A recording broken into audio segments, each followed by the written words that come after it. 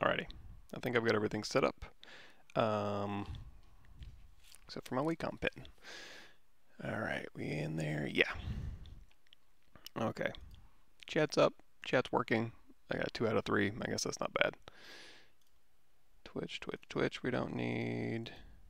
And Facebook, I'm going to give Facebook a shot. So we're going to have this open right here. Scoot. Wait, is that the chat? No. Okay. Let me launch one more window here. Hey, Sirius, thanks for showing up. All right, let me see. Let me see if I had any streaming topics we wanted to go over. Or if I remember to write them down. Let's see. Not really. Nothing. I don't see anything that we got from last time. So let's go into the load tools here. What do we want to do today? What do we want to do this morning? Streaming. We usually do this. Hey, Fernando, thanks for showing up. Let me see if I can load all of these at once. So what I'm going to do is going to go to Bowser Kids here. We're going to go to this Bowser Jr. Refine here. And I think that's the latest one. Was this guy close to getting done? We put these guys to bed. Hold on, let me launch some reference here. Let me use Quadro, more, run as administrator. Yes. Thank you. Open recent, Bowser Jr. reference. So I'm doing is loading up a bunch of reference in here so I can see. And so now what I'm going to do, we'll start doing a little bit of poly painting here. So I'm first going to turn off Align Cursor to Surface, and then I'm going to crank my lazy radius up on my standard brush, then I hit L to turn it off, then I'm going to crank my Z intensity up a little bit, and we'll start defining these faces. Now right now you're going to see when I sculpt on this, it's kind of doing a little artifact around there. It's just like a little graphics glitch. But move this down real quick. So it's a little graphics glitch here because if I go over here to geometry, you're going to see we have dynamic subdivisions turned on. So if I do Shift D, you see that's the geometry I'm actually deforming, and then if I do D, that's just going to be a preview of my dynamic surface. So let's do Shift D, and then I'm going to hit Control Z to knock that back down. So we'll subdivide first before I start digging his nostrils in there. We could go through here and like model his nostrils out if we wanted to, I suppose. Let's see, if we go here-ish, and then we're just using Z modeler brush, so BZM, and we're going to say QMesh, polygroup all. We'll just kind of push these back here. And it looks like on the front, these things, we could go back in here and collapse these edges back maybe. Let's see how this deforms for us. We'll go ahead and hit D for our dynamic preview, and then we can get that kind of look. And now we can just go through here and we can kind of stretch and push and pull these things to get the look we want. I suppose that's about right. We're probably going to have poly painting doing the heavy lifting for us in this case. I don't see myself giving him real deep nostrils. Go ahead and move these around here. Alrighty. Yes, thanks for showing up, Hannibal. I'm back. Siri says, I have a question. If I import a mesh from photogrammetry, I'd like to pose that mesh into another pose. How would you go about maintaining the correct measurements without the mesh deforming too much? So this is kind of, if I understand correctly, you're talking about maintaining volume when you're, posing something, and that's a good way to. I mean, if it's a simple thing like a ball, you could write an equation that would maintain volume. But if it's just like a human being, it's more just a function of sculpting. Let's see, is this still Dynamesh? Okay, we need to zero mesh this guy. It's more of a function of, for example, let's go ahead. Well, you know what we're going to do today? We're going to pose this guy out. So in order to pose this guy out, let's go ahead. And I'll get to your question in just a second. But I think I'll be able to explain it better just by kind of doing it. So let's go through here. And I'm going to take my Damien standard brush. And I think we're pretty close to getting this guy done. So at this point, right now he's Dynamesh. So if I ever want to go in here and do like a snake hook and go like and do something crazy, and then I can control drag and then snake hook again and control drag and snake hook again and control drag, I'm able to do that. But if I'm not doing any more major changes, what I tend to do is go ahead and zero mesh this guy. Oh, you know what we need to do first though?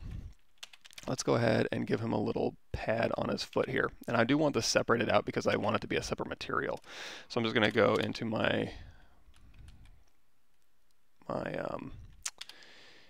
what would those be called? Primitives. And then I'm going to kind of squash this. You know, my brain is not working well today. This is a sphere. I'm going to move this out. Now when I'm going to turn on LSim, and I'm going to hold down Alt and go to the middle with that little teardrop icon. And we're just going to kind of stick a little sphere pad right here. And I'm going to squash the sphere pad down with a non-uniform scale. And we'll go ahead and push this in here like so. There we go. Now, if I want to dynamically preview this one, what I can do is I can hit D, and that'll turn on my dynamic preview. And that looks fine. If you didn't like these polarized caps on here, you could just, let's go ahead and do split mask points. It's under your split menu. And now let's do just a zero mesher, same poly count, adaptive size down to 0 maybe. There we go. That'll give you nice new geometry. Fits a little bit better for this shape. And then we'll go ahead and hit D again. And kind of just, and this isn't real, obviously, precise NASA style box modeling. You're just kind of getting that shape going-ish. He does look like he's not going to be able to stand very flat. You see I have perspective off, and I do want to kind of make, you know, we're going to be posting this guy out, so I'm not going to worry about it too much, but I don't want these things bubbling out too much if I can help it. So I'm going to push those down and then compensate with this guy. Let's see. So one thing to take note is, you know, as I was moving this thing around, it's kind of laggy. And it's not that heavy. It's only 94,000, which ZBrush can handle like a champ. I've gone here with my clay brush. It's like, ooh, what's going on with my computer? It's because I have dynamic turned on. So sometimes it's hard to tell with your Dynamesh meshes, but if I do Shift D or I turn that dynamic button off, now it's much more responsive. So if you accidentally hit the D key, you will turn dynamic on, which for some reason I keep doing today. There we go. Okay, so we've got this little pad feet, and now we're going to go ahead and Z-remesh this body. So because we're not making any more major changes, he does have some semblance of a neck, although in most of the reference here, if I hit W and then turn on this move multi, hold that control, let's go back into draw mode, control shift, I can go, it says select lasso. I can select all these pieces that I want to move. Let's see, control shift, there we go. I can go through and select these pieces that I want to move, and then I can move all of these at once. So it looks like in most of these, oops, let's get rid of his head there. Is this part of it? Oh, you know what? So all of these spikes are on the same subtool. So what I can do is I can alt tap these ones and I can temporarily just mask them. Alt tap these ones, temporarily mask them. And now I can go back through here. So it looks mostly like his head is just rotating on like a little pivot like so. And then his neck follows. So what I'm going to do, I'm going to give his neck a little bit more breathing room in case we need to hit a more, I mean, I'm really gonna have to compensate with this guy's like no neck situation here. Kind of problematic for animation. So let's undo all that. Hit W, Control Shift, dragged to unmark everything, and then I want to make sure I unmask all these things. Also, to make this a little bit easier, if I do want to pose these things, what I'm going to do is hold down Control Shift, and we're going to isolate this top knob, and also Alt tap. There we go. And we'll go ahead and remove this one. That'll just make it a little bit easier when we're doing our moving here. So we got our nostrils going. Let's just widen those out. Bear with me. I'm going to squish these in a little bit. He has very distinctive nostrils in some of these. So I'm going to pull these back here. It's got kind of like a swoop over here to a corner maybe. And then this gets very shallow on this side apparently. And this is all stuff you can sculpt too. I don't know why I'm feeling the need to box model these shapes. That's kind of silly, but anyway, that's closer. And then his teeth look like they're protruding a little bit far now. I don't know what happened there. I think I accidentally grabbed them, so let's move those back into place. We've got his tongue in here. We just squashed this cylinder down, so we're going to go ahead and do another Z-remesh. Same on this one. There we go. All right, I think we're in good shape. Hey everybody, thanks for showing up. This is Bowser Jr., I think. Don't quote me on that. I'm not a Bowser expert. And okay, so we got the pads on the feet, and we got the alt tap. Come on. There we go. And we got his belly here. Now, is his belly embedded? Not really. That kind of sticks out, but we can make it look like, and again, this is a long diatribe before I get to Z-remeshing the body. I just want to make sure everything's where I want it before I make that commitment to Z-remesher. I can always Z-remesh later. It's not a huge deal, but I'm going to go ahead and build out a little bit. Let's turn on L for lazy radius. And I'm just going to kind of build up just a little ridge around this, make it look like it's settled in there just a tiny bit. And another thing I want to do is I'm going to go into solo mode here, and I'm also going to knock all this back in here. You can mask this out too if you want, like so. There we go. Mask, Control tap to invert that mask, Control Alt to sharpen that mask up. And now we can do all sorts of cool stuff with this. So we can go through your deformation menu, then you can say polish by features, and since there is no real features on here, it's just going to polish it. Let's turn on open circle so it really loses that volume there. And that'll knock that back. As well as, let's push this back in here. We can maybe scale this in. So again, we're still in Dynamesh mode, so we can just re-Dynamesh as we need to. I also wanted to give him a little bit more of a neck. So we'll go ahead and mask and invert that, and then we'll go ahead and tilt this back a little bit and kind of pull this up.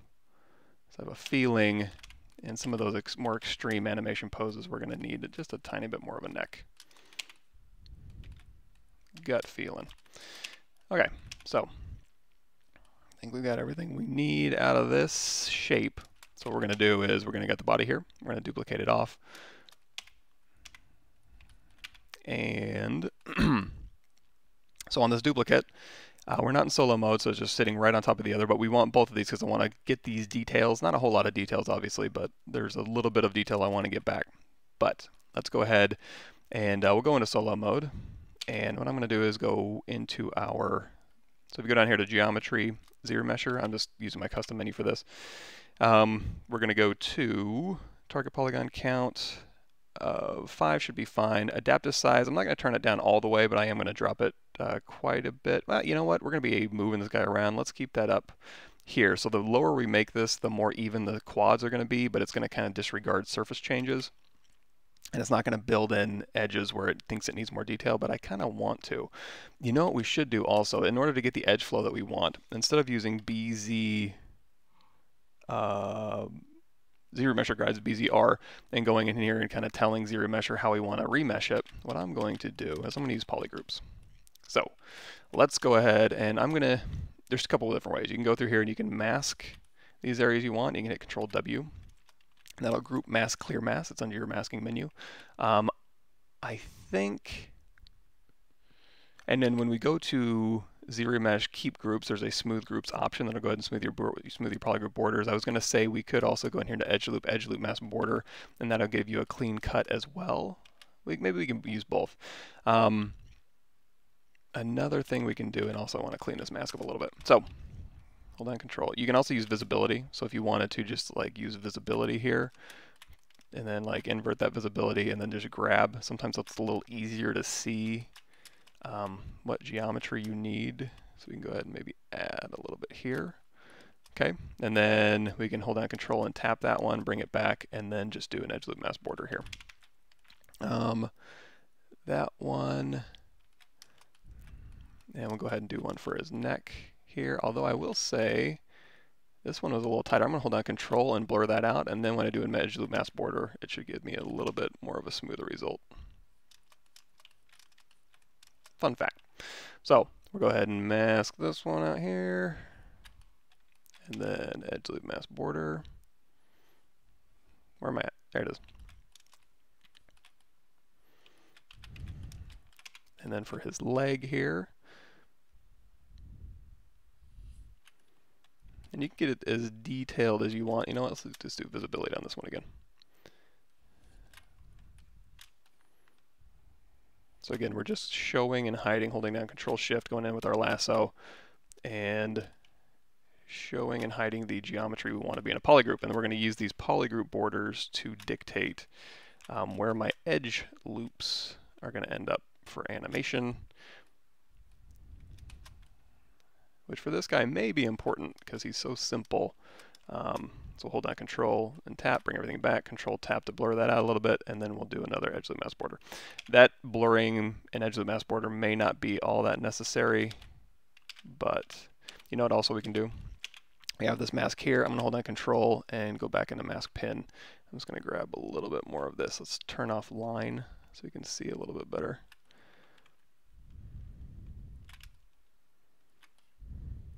Sorry, this is boring. Alrighty, edge loop mask border. We got the arms. Let's go ahead and make sure we have one for the elbow here. It's going to get really boring when you get to the hands. That'll work. And then the knee. This one, I think we can just use a mask.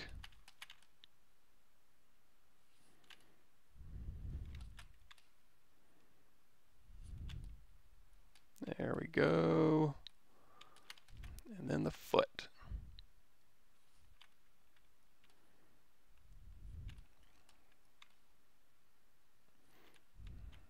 Now, if you've been on this channel, on my workshop video specifically, we've gone over numerous ways to retopologize this stuff by hand and using ZRemesher and using ZRemesher in conjunction with topology brush or the ZRemesher Z-spheres. But I think this route we're just going to use ZRemesher straight up. Although we may do a little bit of cleanup work as we see fit. So we'll see. Let me go ahead and grab this tail here. And like I said, sometimes it is easier to do that visibility for things like this where it's kind of a pain to get in there and mask. You can go in there with visibility instead. There we go. And we'll grab a little bit more. Alrighty, you can also do Control-Shift-X to expand and then Control-Shift-S to shrink if you ever need to. It's not going to give you great edge rings through here because it is just a Dynamesh, but that's an option for you if you just need to grow a little bit.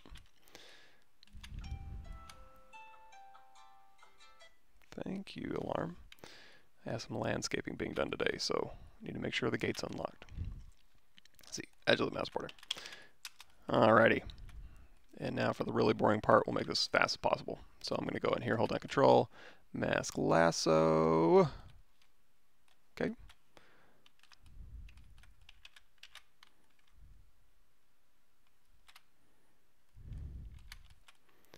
And then for these fingers, I'm just going to do one.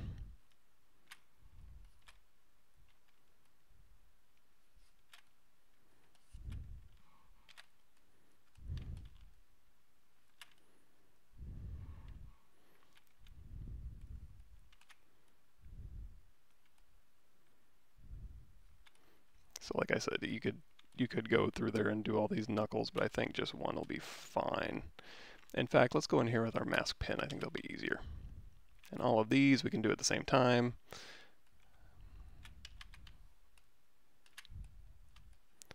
Mask, mask, unmask. And then we'll go back in here with our mask pin.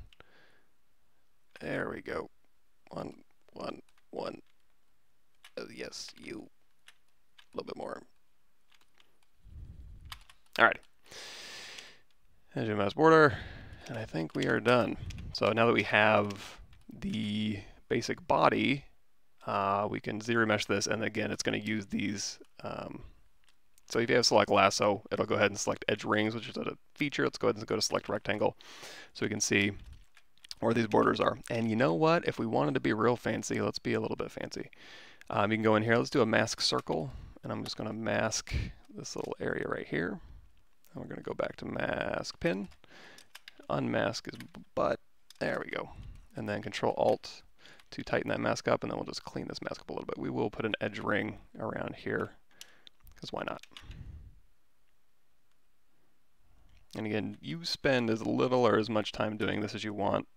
Some days I get really particular about my edge flow, and then some days I'm like, man, I don't care. Just Dynamesh it, call it a day.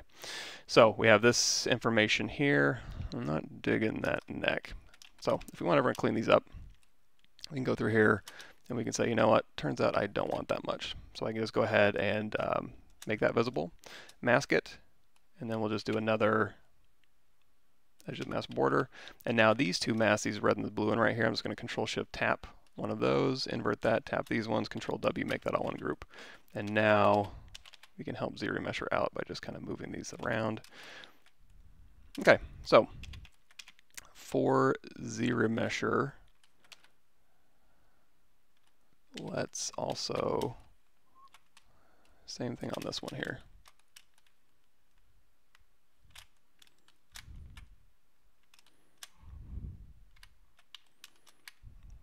Mask border.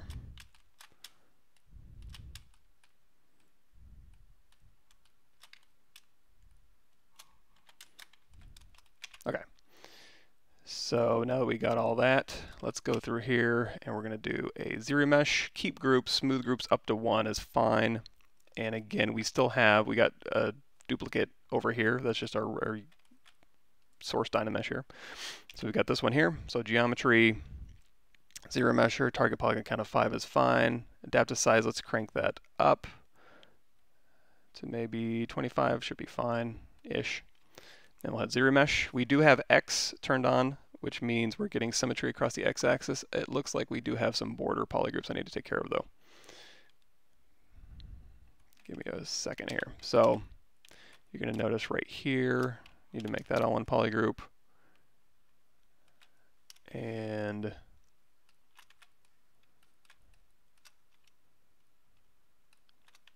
let's also go in here to our polygroups and we'll do merge stray groups and merge similar groups. And now let's zero mesh this thing. Zero mesher.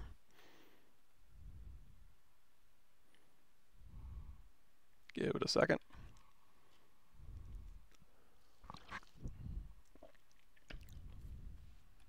Alrighty. So turn our line on, you see this is the geometry we're getting. There's a few weird things going on, but that's okay, because I am going to go a bit lower on this. So what I'm going to do is I'm going to help zero mesher out. So in these areas where I had apparently extra polygroups, I'm going to go through here. First, let's do a quick mirror and weld geometry, modify topology, mirror and weld. I'm just going to go through here and we're going to merge these groups and then these groups. And then even through here, all I got to do for zero mesher is to smooth this line out, and it'll go through and make sure that these are acceptable. I'm going to zero meshes again. Anywhere else we're kind of weird, or anywhere else we kind of want to just nudge these out a little bit. And let's go ahead and round this out. Again, that wasn't a super polished, or I should say refined, smooth Dynamesh mesh by any means. So we'll go through here and just kind of help out zero mesher just a little bit. It's not magic. Sometimes it needs a little love. Oh, you know what else? Let's go ahead and grab this top piece too. So whenever you have a cap or you want to like run a line around the bottom or the palm of a hand or something like that. On this one, it did a great job, but I do want to maintain this. So I'm going to go ahead and isolate this piece here. And let's go ahead and, you know what we're going to do? We're going to grab this entire poly group up here. Let's go ahead and grab select rectangle. And then we're going to do select lasso, and we're going to get rid of this one. And then we can get rid of all these. Hit Control W, and now we've got an extra polygroup up here. Now, before we zero mesh this again, because I am going to continue to lower this down, and it looks like there's a little bit of an issue here. Let's go ahead and make this one polygroup. And again, I'm just going to nudge these things into place.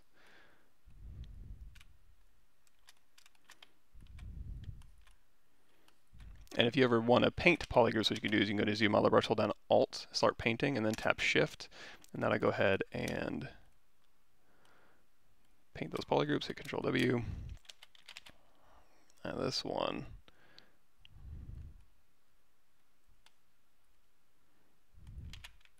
Go ahead and start Alt painting, Shift. And then we could even, if we wanted to, we could say bridge. I'm sorry. Yeah, bridge 2 points here to here, and then again start alt painting, tap shift, and then paint these polygroups. You could even go so far as to say collapse an edge, just to make sure that these things are smooth. There we go. Maybe the same thing here too.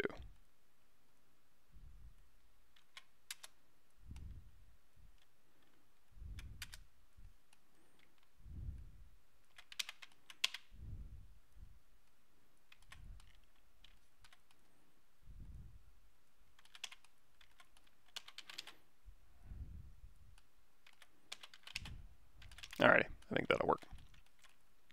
And this one over here should be smooth. So now that we got that all figured out, let's bring, we still have solo mode turned on. So all I need to do, even if as long as these eyeballs are on, it is going to go ahead, and if you do a projectile, that's under your subtool project here. You just do projectile, and that'll go ahead and project to the original surface. And I want to do that just because as we're lowering the polygon count, it is going to be averaging these vertices a little bit. So it's going to be kind of melting your object. And you know what, just for fun, we'll do another mirrored weld just to make sure it's perfectly mirrored. Now, let's do a zero mesh half, adaptive size of 27, keep group still on. Maybe not half, let's do, what's our polygon count? 9,000, let's say, we'll keep it at 4 still. Okay, that worked fine. Most of those issues are worked out around our polygroups here. So again, let's just go ahead and do a projectile, get that shape back, and I think we're in good shape. We can do a little bit of cleanup if you need to around these areas. You also might need to maybe rebuild some of this stuff, so we'll just manually rebuild this with Z-spheres. Because I think in here we're going to have to clean that up just a little bit on the finger. Maybe here as well. Let's go ahead and use the... Yeah, we'll clean those up around the fingers manually. And also we can cap this off, so if you wanted to like simplify this, you could just do a quick delete hidden, and then you can go through here and you can say close convex hole. You can close that up, and then you can isolate that. There we go. Something like that. Whew, sorry, I'm behind on these. If I miss anything, I apologize in advance. Let me scroll all the way back up the top. Thanks everybody for showing up. Hey, Nepal, wow. And again, what we're doing now is we're just zero meshing this body, and then we want to go through and pose it. The question is, how do you maintain volumes? And unfortunately, if we were rigging this thing and weighting this thing and doing muscle sims and having bones and painted weights and corrected blend shapes for production, you could maintain those volumes that way. In this case, there isn't any semblance of that. So when you go and you bend something, or you take a finger and you go bend it, you're going to have to go in and sculpt those corrections, which, to be fair, it's the exact same thing you would do as a corrective blend shape. As you would go, you would put bones in it, and then you would weight it. Is that showing up? Yeah. Move my head out of the way. You would put bones in your mesh here, and then you would go through and you would bend the bones, and you would paint weights to make sure that you maintain volumes as well as possible. But you're going to put enough geometry in here to ensure that you can go through and you can sculpt like corrective blend shapes, or you would put helper joints in there in order to maintain those volumes. But in ZBrush, it's just sculpting the corrective shapes. So you would just have to bend it and then go back in and sculpt those corrective shapes. So it's not really there's no real tricks, I don't think. I mean, I can show you how to like mask stuff. You can also use these spheres to kind of have to bend stuff and kind of put helper spheres in there for blend shapes, but that's a little bit probably much. It's easy enough just to how to save out a modified material without overwriting the existing one and adding it to my collection. So you're going to modify one, without overwriting it. What you're going to have to do is, I think you're going to go in here and you're going to say, you can copy a mat and you can paste a mat. You can load a mat, but it's going to overwrite one. If you want if you want just to add to your material collection down here, you can even put null materials in here if you want to. That would just be a matter of going to let me navigate there. If you go to what am I looking for here? Z startup. So if you go to program files, pixel Z startup, go to the materials, and you're going to see in here we have some materials. You can add as many materials in here as you want, and then every time you start up ZBrush, you're going to have a bunch of materials in here. If you are going to be modifying just dummy null materials, you can throw in, just call one of the materials garbage, or you could even copy paste one of these, call it garbage.zmt, and then you can go in here and save it, modify that material, and then go in here to material save as, and if you save it in this folder, every time you start up ZBrush, it'll start up with that material. If it's just a material you want every once in a while, you would just save it into ZBrush 4.8 Z materials, and you're going to see I have some comic style rendering from Pavlov's ZBrush guides. So if I go in here and hit the comma key, we can go into the material tab, and you're going to see we have comic style rendering, and then we have all these materials I can choose from. So now when I double click these, it is going to overwrite whatever material I have selected. So again, if you had a garbage material load on startup, if we take this fibers one here, and then I overwrite that with this Batman one, and we hit D. So now we're getting that kind of comic look, and then we go ahead and turn everything else back on. So we can get like a Batman style Bowser here. But that would be one way to do it. I like this one for Bowser. Cool. Okay, says you have told about crit bashing. Don't you do that? Yes, I do. Especially for quick design work. I'm thinking of scanning my hand and posing different poses in order to produce meshes for reference to use in Fusion 360. Would I need to scan my hand twice for a mesh with a cupped hand and a flat open palm? That's a good point. Yeah, if you want something very specific, like a fist and an open hand and a cupped hand and a pointed finger, you could. Now, if you need it to be like Fusion 360 so that it's super duper precise, then yeah, I would definitely do a different scan of those different poses, because that's the only way you're going to know that this knuckle is going to pop out exactly this much, and these knuckles are going to, I mean, you could sculpt all this. It's going to take you a while to take a hand from this to this. It might be easier just to scan this, and then you know this is accurate, as opposed to your artistic interpretation of accurate. Thanks for showing up, everybody. 3 Arton says, yo Mike, did you follow the announcements during GDC? If you did, anything you're especially excited about? Okay, so ray tracing, real-time ray tracing is exciting.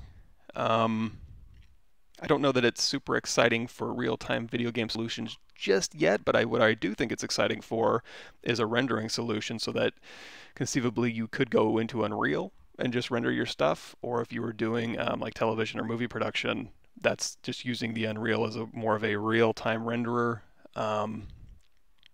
Because I mean, we fake stuff enough right now that I don't think you're going to even notice the fidelity dip. Well, what you're going to notice is a frame drop or the fact that you need some very serious, expensive hardware to get it to real-time ray trace for a video game on your PC or your console. And you know, this could always change. So, you know, everything I'm saying is just conjecture right now. So don't quote me on this. But where I do see the real-time ray tracing is more for a rendering option in Unreal, or as opposed to like, oh, now we get to have very accurate reflections. I guess that's cool but if you want to run at 60 frames a second, it's not worth that trade-off at this moment, I don't think. But what it is worth it is if you just needed to set up a scene in Unreal and then be like, oh, I want to make this look really pretty, kind of like the iRay renderer in Substance. You can have it real-time rendering, and then you can go, you know what, I don't mind waiting or going a little bit slower because I want a really nice render. You could just turn that on. Logarithmic Alchemist, I still don't know what that is. I need to go and they had some really weird stuff to look at on their website. Oh, the new VR standard is cool. The Niagara particle stuff, that seems really powerful. It's a little over my head. I tried watching it while I was working on other stuff, and that's something I need to sit down and like really watch. Just sit there and take notes. But it seems a super powerful way to kind of get back and forth, and it'll be interesting with Houdini as well with those particles. See what kind of stuff we can get with that.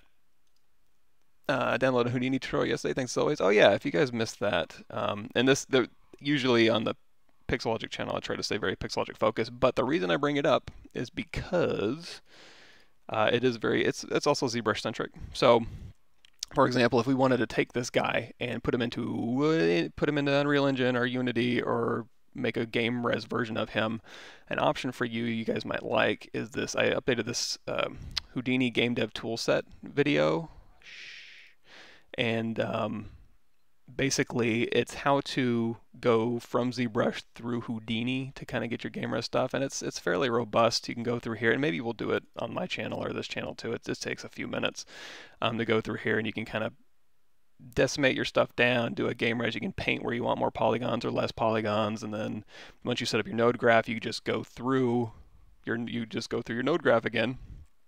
Once you have it saved, and then you can just, every single asset you make, you can just change parameters on that node graph. It's not scary. There's nothing scary about Houdini. It's actually pretty straightforward, so that might be an interesting one for you guys to watch. Let me go ahead also while I'm thinking about it. Let me see, stream. So you can go to my YouTube channel here, and the Pavlovich workshop, where we are right now, here's the videos.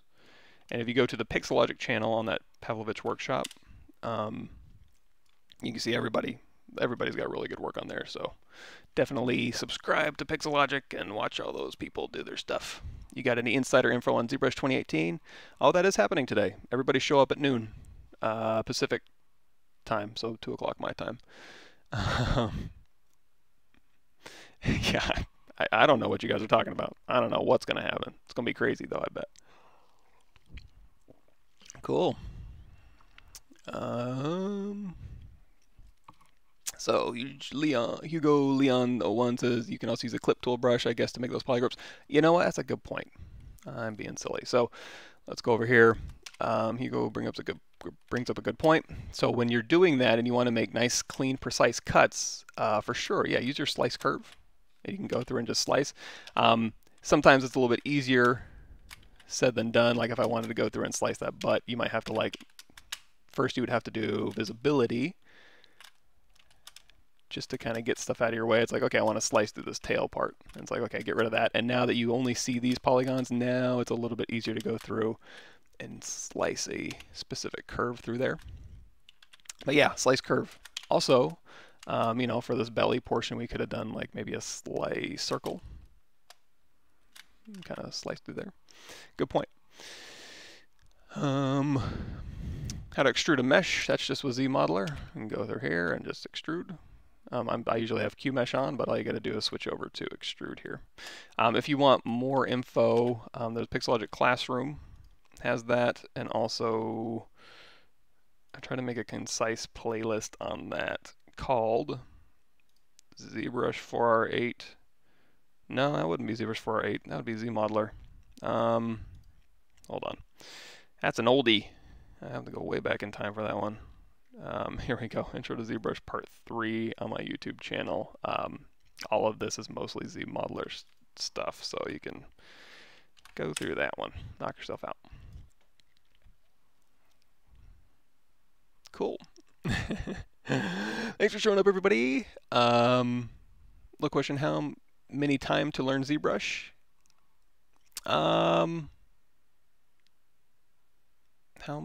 many time to learn ZBrush? Oh, how much time does it take you to learn ZBrush?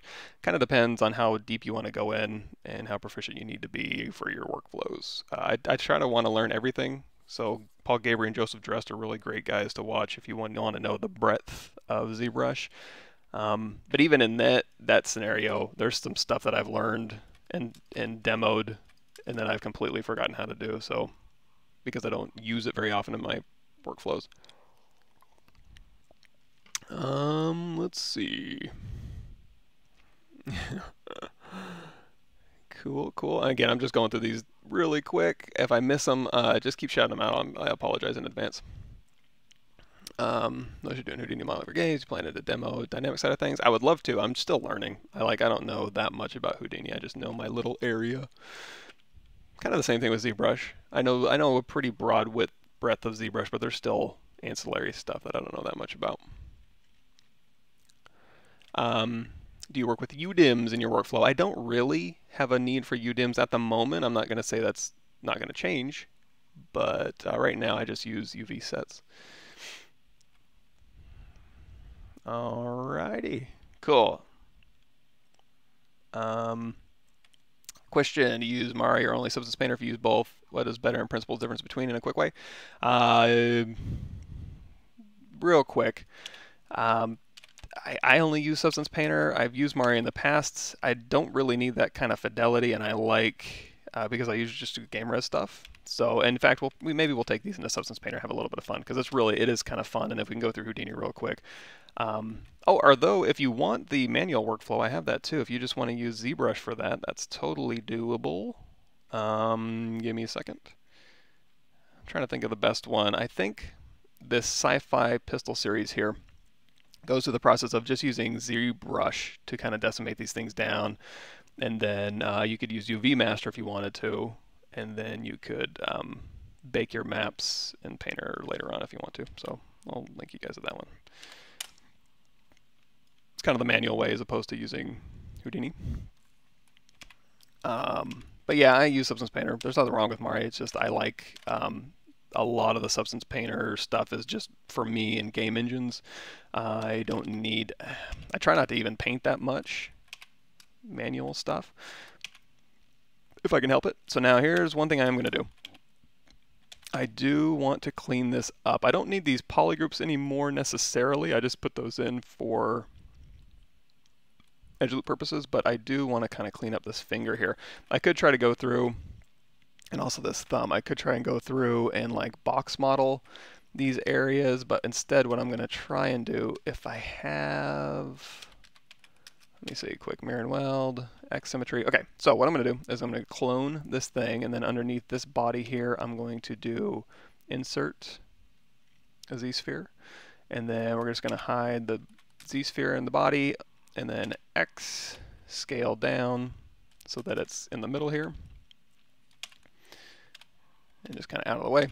And then on this thing, we're going to go way down here to the bottom with that Z-sphere selected topology, select topology, and we're going to select that topology that we made. And then we're going to go into edit topology. Also on our adaptive skin, I'm going to turn Dynamesh resolution down to 0, density down to 1. And now when I hit, also turn off transparency.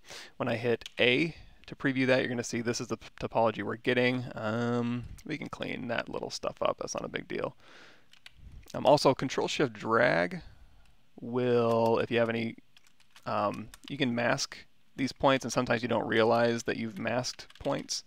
So you can Control-Shift-Drag, and then also Control-Shift-Tab to make sure all your points are visible, because you can't hide points. So anyway, we have this. In order to see this a little bit better, I'm going to go down here to Matte Cat Pearl, and then drop that down to a medium gray here. And we still have X turned on.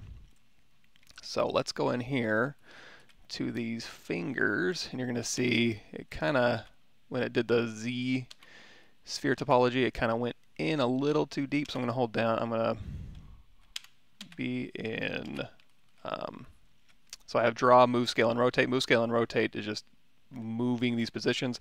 If I'm in draw mode, I can hold down Alt, and then I can, as long as I'm in edit topology mode, give me a second. So if this ever happens, it is storing that file position. So we can go ahead and launch ZBrush again. And then I might just pop the hands out because I don't need it on the whole body. So we're going to simplify this. We're just going to do a Z-remesh on the fingers to kind of clean those up. And then we'll sew it back up. Now I didn't lose anything. All we just got to do is recovered tool here. And we'll go to, actually, you know what? Let's, instead of grabbing the tool, I'm going to go all the way back to this project. And we're going to delete that Z-sphere. And then on this clone we have sitting out here, what I'm going to do is I'm going to say the only thing I really care about cleaning up, I think, is this piece, these pieces right here. So I'm going to go ahead, make sure I see both of them. In fact, I don't even need to see both of them, now that I think about it. Let's get rid of that one. So we're just going to go ahead and delete hidden. And you know what? We can just take Control W. So we just want to mess around with this hand here. So we'll go back to our mesh here. And then we want to use this as our guide or as our mesh we want to snap to. So I'm going to go to Insert, Z-sphere. And again, hit X, scale it down. And then we're in good shape. So let's go down here to Topology, select Topology. We're going to select that hand. And then go to Edit Topology, turn off Transparency. Mid-gray is fine. All right, fingers crossed. No pun intended. We're going to go through here, and now we're going to start modifying this thing. I may have, when I was demoing the fact that you can hide and show and mask points, I may have done something stupid in there and done something weird with my points. But we're just going to go through here, and we're going to delete all these ones that went way in there. And also, this intersection is a little bit troubling for me, so I'm going to get rid of it. And you can also add points and then delete points as needed. Let's see.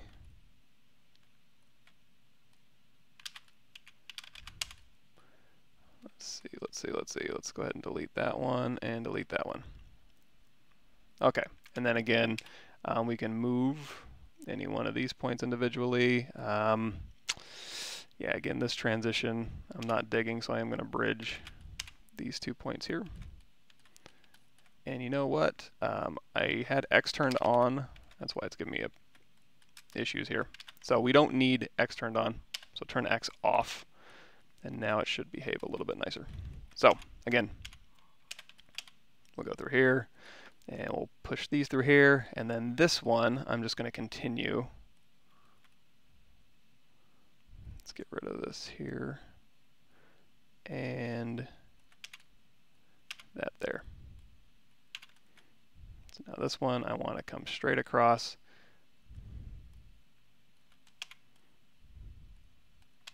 Hit W. So again, anything that's visible on your screen, it will snap to. And we're just going to come straight across here, and then up, and then over. And then we can use move to kind of push these things around. Make your draw size really small.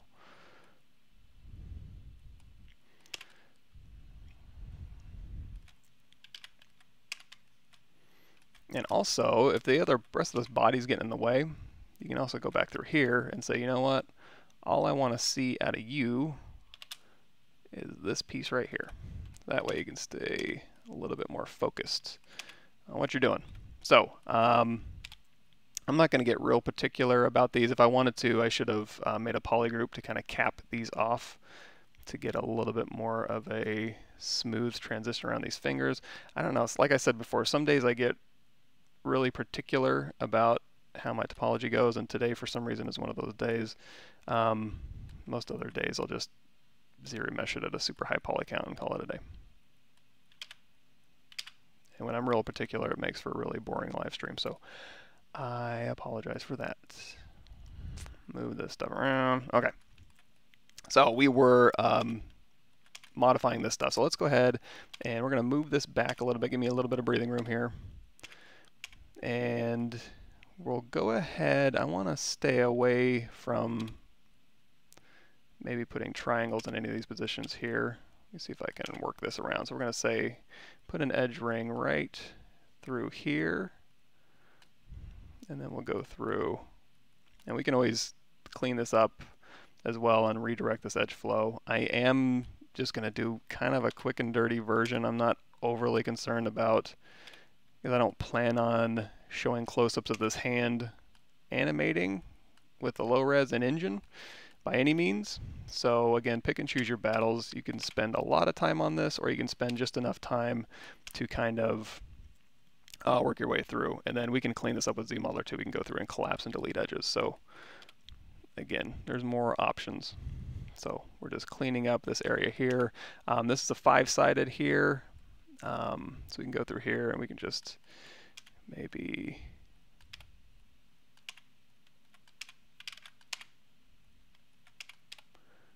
move these things around here. It's not great. It's not great. Don't judge me too bad. But I think it'll be good enough. And then here, we'll go ahead and attach this. We'll make an edge ring here around this finger, and then through here, the knuckle. And then we need a little more resolution. Again, so when you're bending your knuckle, you want to make sure you have enough resolution in here to make sure you can make a knuckle. So let's go ahead and put some geometry through here. And then we'll go ahead and, again, not a great triangle, but we can fix that in a second. So that's good enough. This is not great, but again, I think we can live with it. Now through here, let's make an edge ring like so. And we could run some more geometry down here if we need to, but I think we're okay.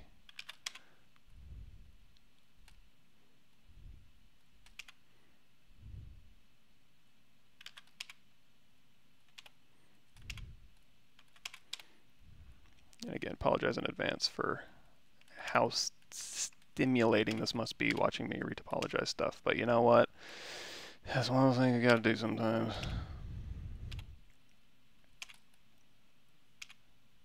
Alright, so we'll go ahead and run a line up here, and then here, and then here, and then here. And call this good enough. Ugh, it pains me, it pains me. But you know what, I'm going to call it good enough. So I think we've rearranged some of this geometry in here to the point where at least I'm looking more for a good sculpt than I am for excellent deformations. I can live with that. So let's go ahead and let's do a quick save. And then go over here to topology, adaptive skin. So again, density of 1, Dynamesh resolution down to 0. So when we hit, it's going to solo mode, we hit A, we're just going to get our low-res geometry. It's not going to be like a weird Dynamesh mesh that we want. And I'm just looking for holes, basically, or anything I didn't foresee. Everything looks good. So let's hit A again. Or I guess we can hit A, make an adaptive skin, and then we can go through here. We can insert that skin Z-sphere. And now the Z-sphere we don't need. So if we go out of polyframe mode and go into solo mode here, we have our hand. And we have our Dynamesh mesh we have sitting here. So let's take our hand, our Z-sphere we don't need anymore, so we can just go ahead and delete that. We'll bring our guy back, and so now we have this body, but we like this hand. So what we need to do is say on this body, luckily it's just right along that polygroup. If you didn't have that, all you would need to do is say, I want to grab that edge ring, and then I suppose you could do it auto groups and it'll go ahead and group all these things. But you can also go through here and just be like, okay, I want all these here. And then you. Okay, so then with those gone, we can do a delete hidden. And now we've got a good hand and a good body. Oops. Good body, good hand. Now this hand needs to be on both sides.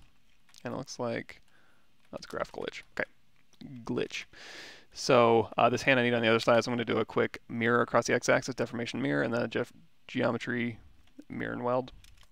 And then we can merge these things down. Not these two down. That's under the merge menu. And oh, when I merge those down, what I probably should have done is under the merge option turned on this weld points, but it's okay. Because these points are so close, you can just go into geometry, modify topology, and weld points, and that'll go ahead and weld all those points here.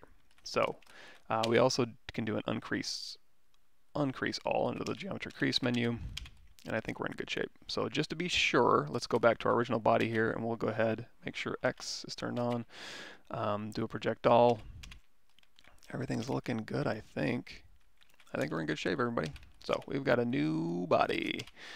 This we probably don't need anymore, but what I am going to do is to get those details back. You're going to see right now, it's a very smooth mesh if we dynamically preview. Ooh, and you know what? Looks like we have a hole on that side, but not on that side, so we can do a quick mirror and weld to fix that.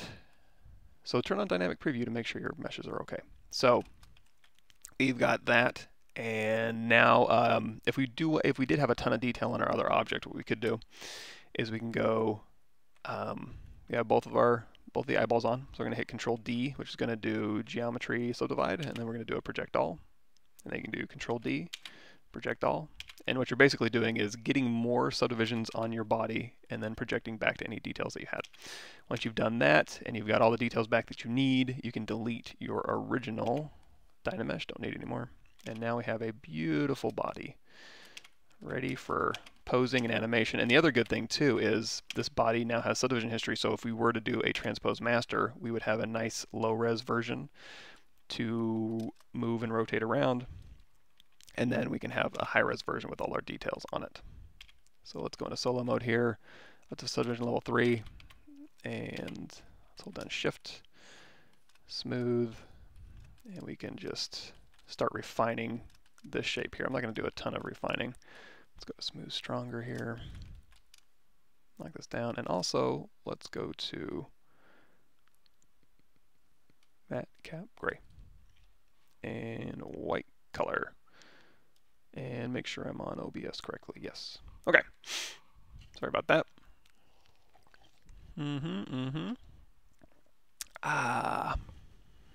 Morning. Hired. Thanks for showing up.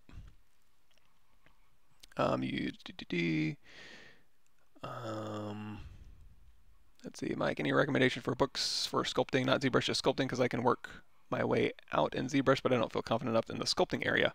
Oh, books. That's a good one. I do like, at Nomon, where ZBrush is, there, John Brown has some good sculpting DVDs. I like to watch people sculpt rather than read books on that. So John Brown's a good one. I like watching Jordu Shell sculpt. He's got some sculpting stuff out there. Ray Villafane has some pumpkin sculpting stuff I've watched. He's another really good one. Andy Bergholtz is another one. So those are really just really good traditional sculptors. As far as digital sculptors, I'm sure there's amazing digital sculptors with videos out there. I just haven't watched any of them. Ooh. Sorry, I don't have any recommendations. Anatomy for sculptors really heads back down the forms of the human body. Oh yeah, for anatomy specific stuff, there's a ton of books. You know what? I'll put that in my frequently asked questions, and I'll give you a better answer. Fax is called Anatomy Resources. I'll compile a list for you. There we go.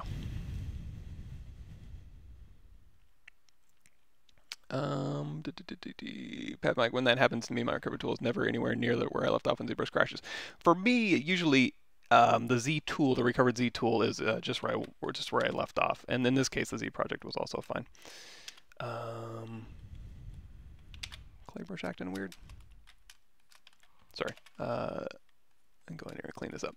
You can also just run like a general smooth with your deformations. So polish by feature I'm not going to use because that would treat my polygroups as features, but we could just run a polish, or under deformation, you can just do a little smooth here.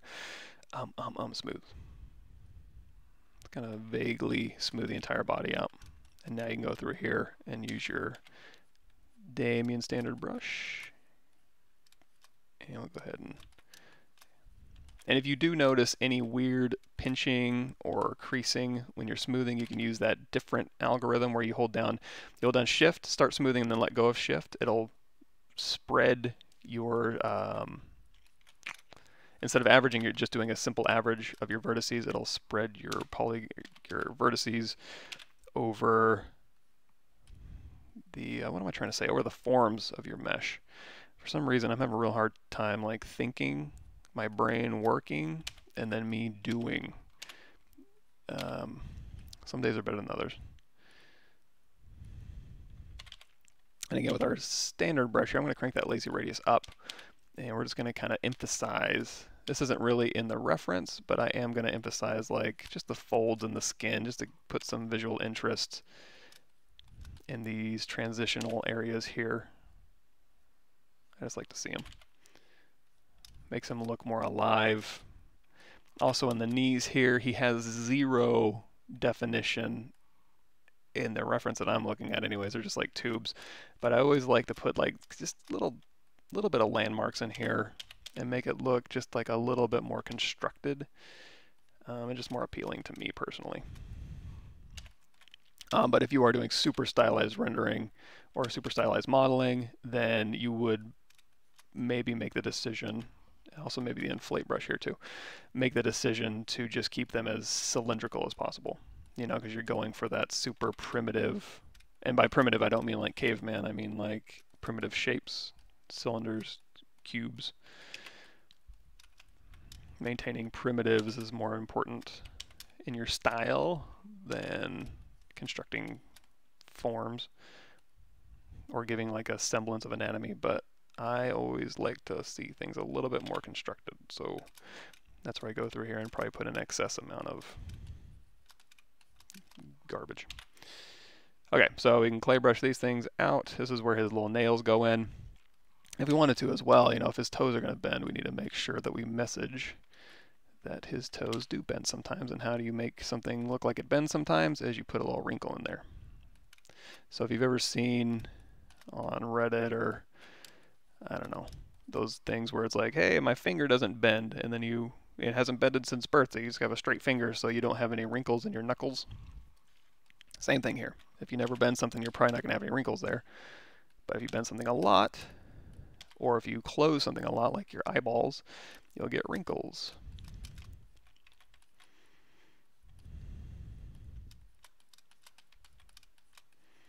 And then again, you know, when we start bending these fingers, we're going to have plenty of resolution for sculpting blend shapes. But if you were doing this on just a game res, you would probably want to go through here and add edge loops around these knuckles here. And in ZModeler, it'd be simple to just insert single edge loop and just, oh, this has multiple subdivision levels, but you could freeze transformations, or before you subdivide, make sure you go through here and add subdivisions. Just so on your lowest res one, you can bend the fingers, but I'm not overly concerned about that now, because again, this is just going to be a posable sculpt here. Go through here, and he's very simple in here. He's got just like a little fat baby hand, so I think we'll just leave this alone for now. We don't need to put any detail in there. I think we're looking okay. Let's go into solo mode. Really just focus on this little chubby body we got going. There we go, and we'll go up through here, around the neck maybe. We can maybe separate out his neck from his shell. That'll be useful too when we're posing him, just to give a little bit of a differentiation between here. I'm also going to hold down Shift and let go of Shift, just to really smooth this out. We'll go back in and define that if needed. And then his little fat neck here probably has some rolls on the back. And then go back in with our standard brush or your inflate brush. Emphasize this a little bit maybe. Okay. If you watch the, I think I was on AMD's, no, I was on my, no, I don't know. I was on AMD's channel or my channel or something. And I was doing a little demo where I was demoing this guy out, and we gave him like a little muscle body. It was pretty fun. But on this case, I don't think I'm going to do that. But what I am going to do again is we'll just kind of emphasize maybe his little love handles Let's go in here with our inflate brush. We'll kind of pudge this out a little bit here on the sides. So again, he's a chubby little dude. So we'll go ahead and smooth this out. And then we could even emphasize here, like I'm not going to build in lats or anything, but we can certainly just give the impression that he's got some mass that's kind of sitting over his leg there. You can always mask and inflate as well, or mask and then sculpt around these is fine. And then for his back here, I'm not going to put a whole lot of detail, obviously, because he's got a shell over it. But if you wanted to go nuts back there and do like an anatomical study of what a chubby Bowser Jr. body would be, feel free. Let's see. If I miss any questions, I apologize. I'm just going through these really quickly.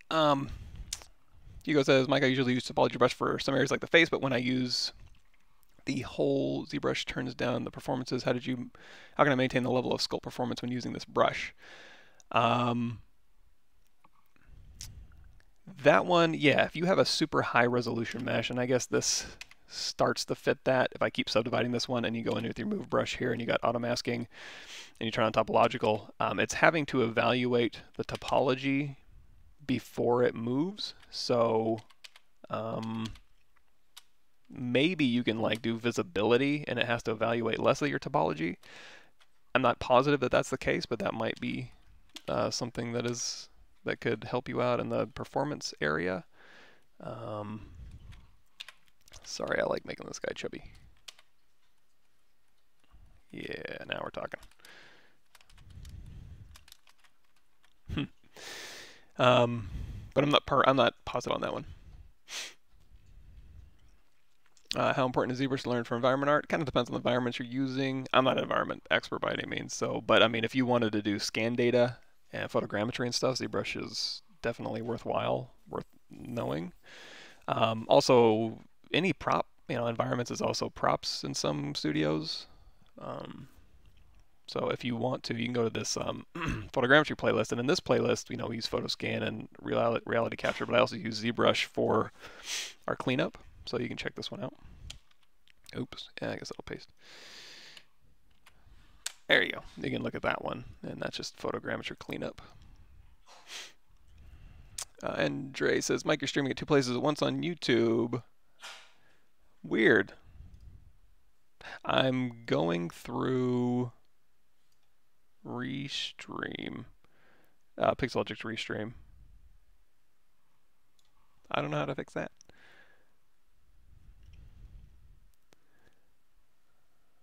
Michael Pavlovich, ZBrush Live.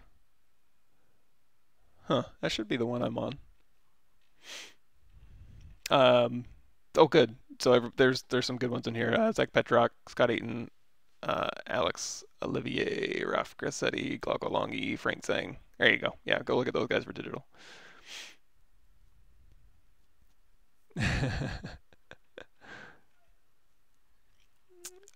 Good. If I initialize ZBrush, will I lose UI and imported material collections and brushes? Yes. Imported. You won't lose your UI. If you change your UI, all you got to do is go over to Preferences, Config, and then Store Config, and that'll save your UI. Any imported materials you might lose, but again, if you throw all that stuff into your... Let me close some of these windows down here. Into your Pixelogic's ZBrush 4.8Z startup. If you throw anything in here, every time you start up ZBrush, you'll get those back. So that's a way to kind of maintain your workspace.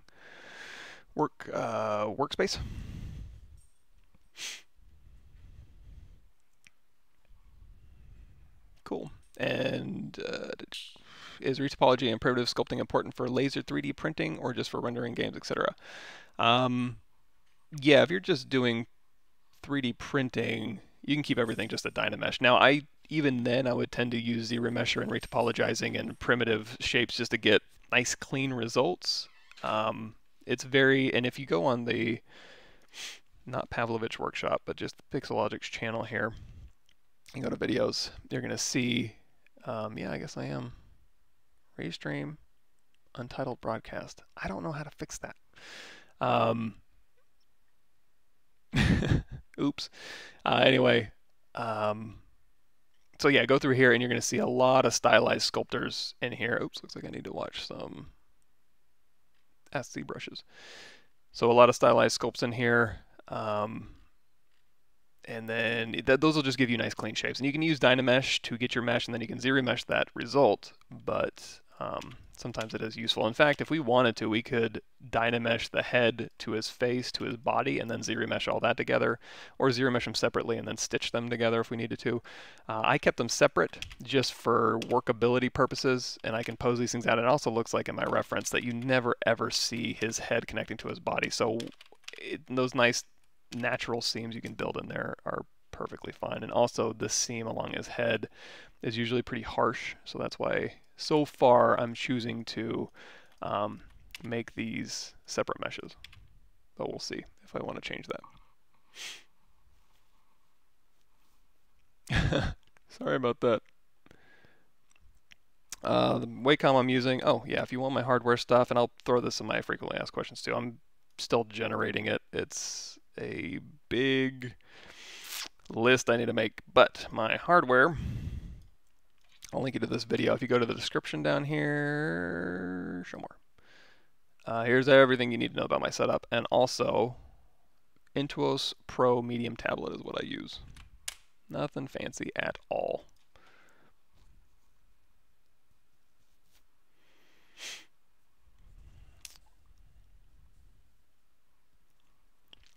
Cool. J Murph says, watching a video yesterday, answered a lot of questions you may have. It's called Life as a 3D Modeler in the Film Industry, VFX on YouTube. Check that out.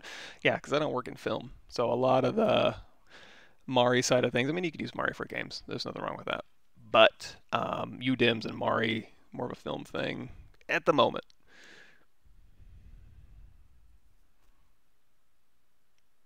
So, okay. Okay, let me see if I can go to the comments here. Give me a second. Streaming. Or let me see if I can add disconnect. Yeah, I'm only connected to one YouTube here.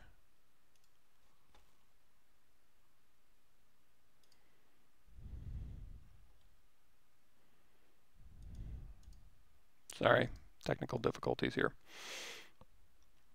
Okay. Now let me go through this chat. Cool. Really quickly.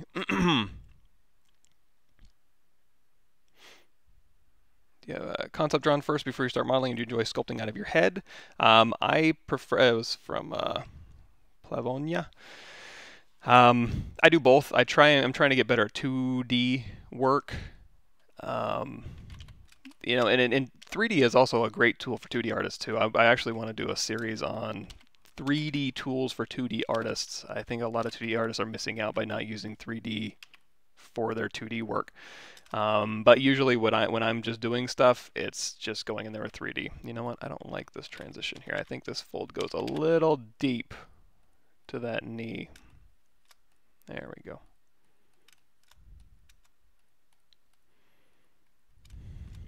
And also on his hands here, we can start, I don't want to give him like witch hands or anything, but again, it's just we can build up some forms in here. Make it look like it's got some functionality.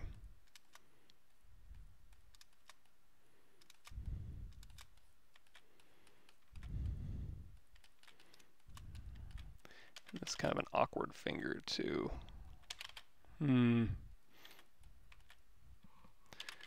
We can build up along the top here. So the tops of fingers are usually a little flatter. Now, of course, on a super stylized character, they're just going to be noodle tubes. But again, we can give it a little semblance of structure. And then also on the bottoms here is usually when they're a little more rounded.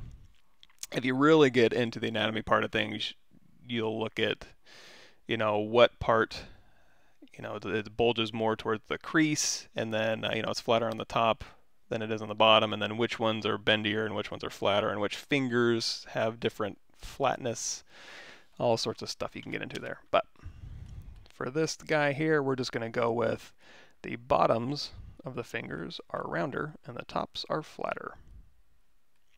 And then the creases are going to be where I have them for bending this guy around. They may not be super accurate, but I think we'll live. Also, when you're sculpting, even if we've got subdivisions, you can just go ahead and isolate here, make your life a little bit easier when you're navigating.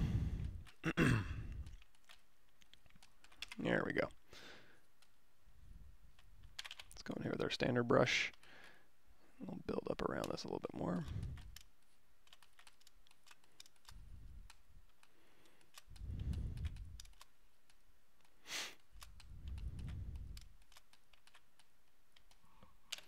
On the wrist, we'll emphasize this maybe a little bit.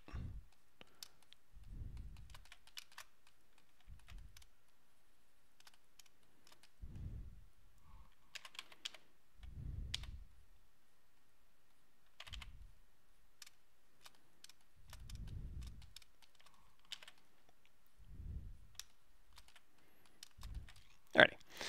Oh yeah, I was going through this one. Where's the first part for this character? That was on A&D stream. Go to my YouTube channel or go to this workshop playlist here, reference. Oh, you know what? I probably need to reply to you guys in this chat, don't I? It's crazy. Okay, so I'm gonna send you all in this chat to, give me a second. Playlist. Okay. Sorry, everybody. Hold on. Give me a second. Oh, you know what? I don't know if I can actually reply to this chat.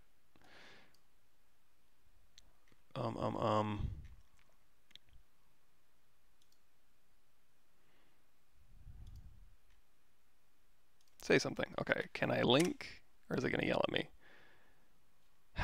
Yeah, it's not gonna let me link. Sorry about that.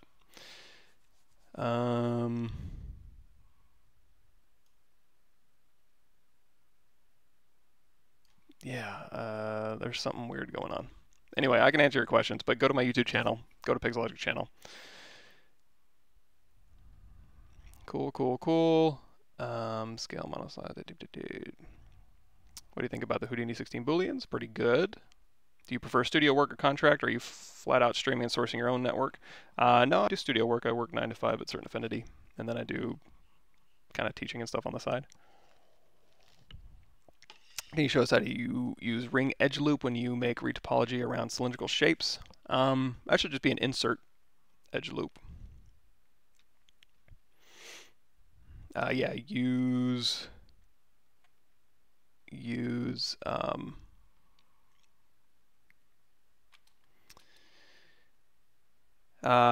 Size Master for the 3D print sizing stuff. Can you give me 5 reasons why a concept artist I should learn Houdini? If you don't want to get into production work, I'd use Houdini, because Houdini will do the production work for you.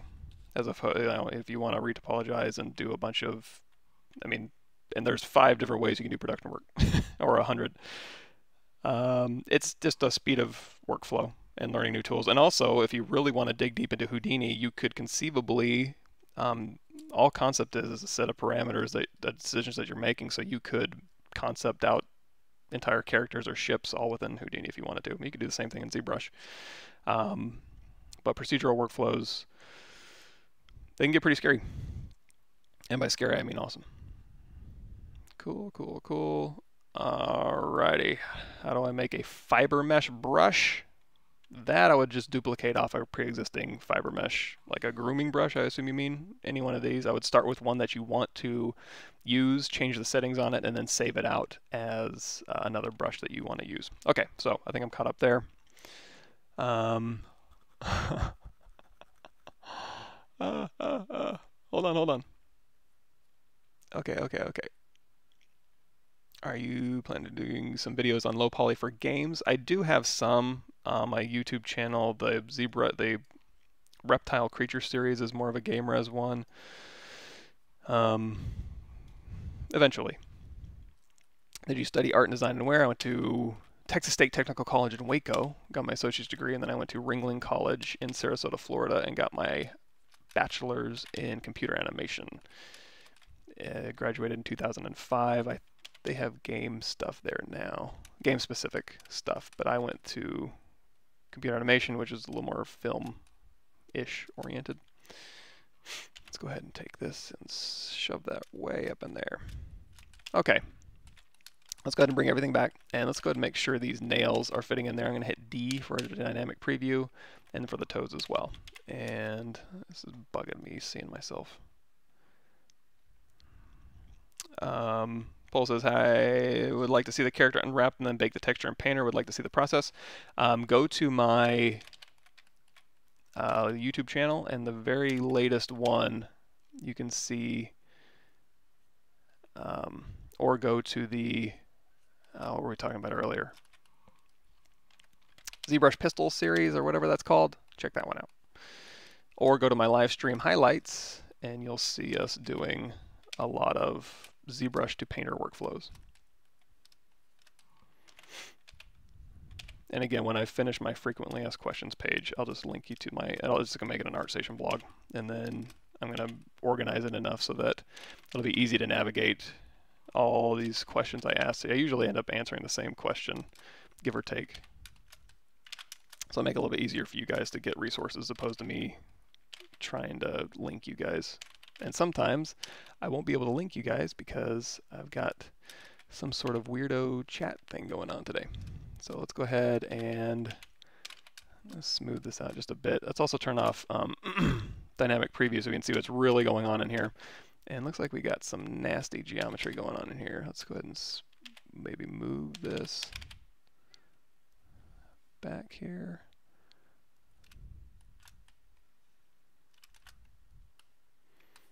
Yeah, let's smooth this out. Let's see if we can't. I don't want to make any mangled geometry at this subdivision level if I can help it. I don't mind overlapping in later subdivisions, but in these early subdivisions I like to keep these as clean as possible. So one thing I can do is I can isolate just this polygroup here, and we're going to do a quick polish by features open circle, and that'll just relax those. And it looks like when I made this polygroup, I was a little overzealous. So I'm going to take this one and I'm just going to scale this one in. And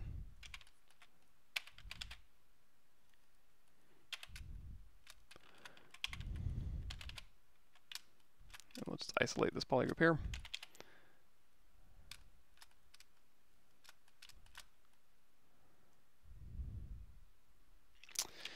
Yeah, really bizarre stuff going inside that mouth. So I must have made some sort of mistake here. So let's fix this real quick if we can. I'm going to isolate this one. I'm going to do Control-Shift-S to shrink. And I'm going to go ahead and split this off. And on this one, I'm going to go in here and I'm going to isolate that one, and I'm just going to delete that. So now I've got these two separate pieces here that I want to sew up. There might be an easy way to do this. Let's see. So I'm going to isolate just these two pieces here. Temporarily, I'm going to flip these normals, and I'm going to flip these ones as well. And I'm going to turn on, I guess we can turn on double for this one. So I basically want to sew these two up. Let's see if we can't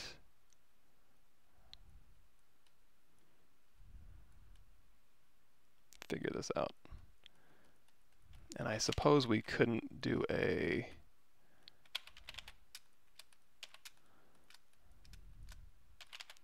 sorry, this is getting into really boring stuff here. So be careful when you're Z-remeshing stuff so you don't run into problems like this.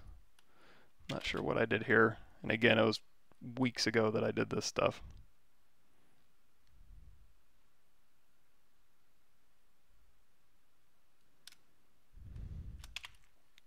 So I couldn't even tell you. It's not like we did this recently. Let's try on double for this one.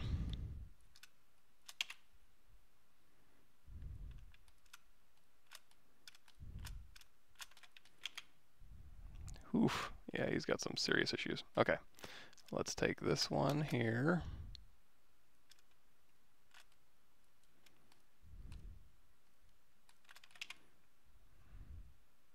And we'll do a delete hidden.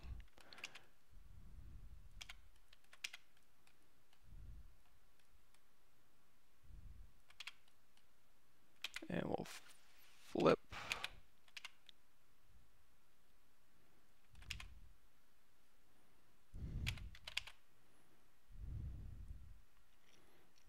Yeah, some really weird geometry in there. I must have extruded or something. So anyway, we don't need to recreate that mouth bag. That's just something we can just make real quick.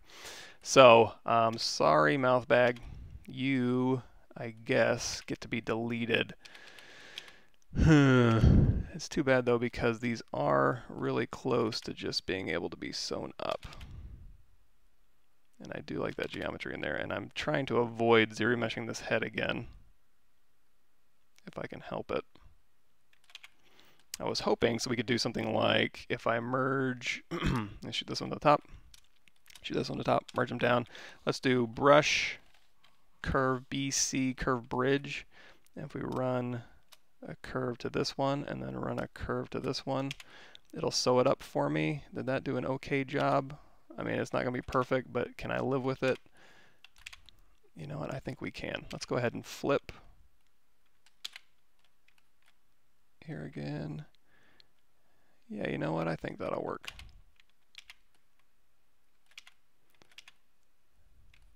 Although, before I did that, I had double turned on. So turn off double. I'll turn it on temporarily. I do need to flip these first. So now this may not work that well. Let's see. Brush, curve, bridge, this side to this side, or it may work better. That'll work. And I'll just go through and smooth this out. Okay. Whew. So instead of manually going through there and bridging all these points here, again, it's not perfect, but we'll just do a quick mirror, mirror and weld. X symmetry turned on.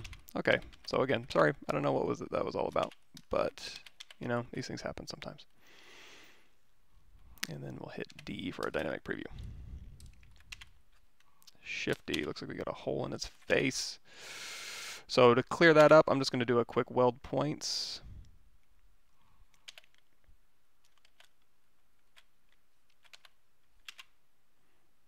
Looks like when I did the weird mirror and weld, it did something weird, so I'm going to go ahead and delete a single poly here.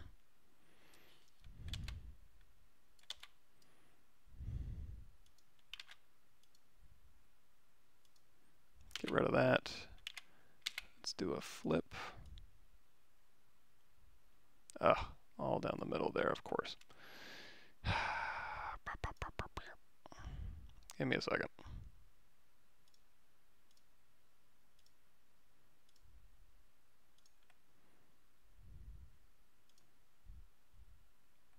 And this is one of those measure twice, cut once. I was apparently overzealous when I made this mouth bag originally, and now I'm paying for it. So let's say flip it again and do a weld points. Let's crank that weld distance up just a bit.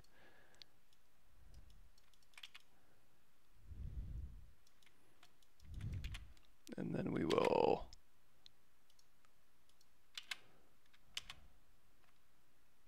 bridge edges here to here.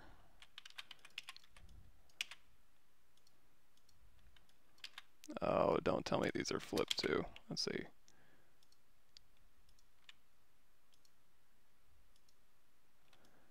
Are these doubled up? Oh, you know what? They probably are. Oh, okay, let's try this one more time. So what we're going to do is we're going to do a delete hidden, and then I'm going to turn off X symmetry. I'm going to brush, curve, bridge. We're going to bridge this again with X symmetry off. And then I'm going to do a quick mirror and weld. And then I'm going to do a weld points. And then I'm going to hit D for dynamic subdivisions. Okay. We're clean. Sorry, everybody. Okay, going back up here. Let's see.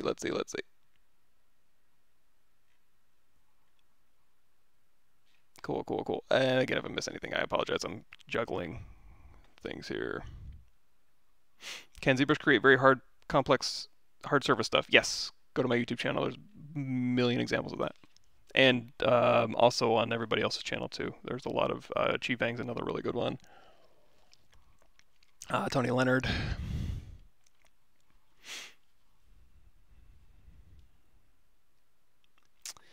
Cool.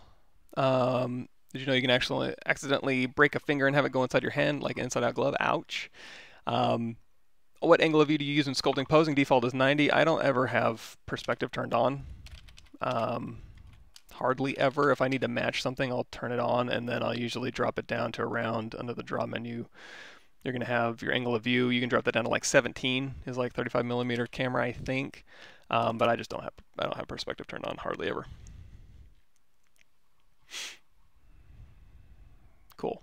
Yeah. Oh, yeah. So angle of view, closest cinematic cameras, 35 millimeter.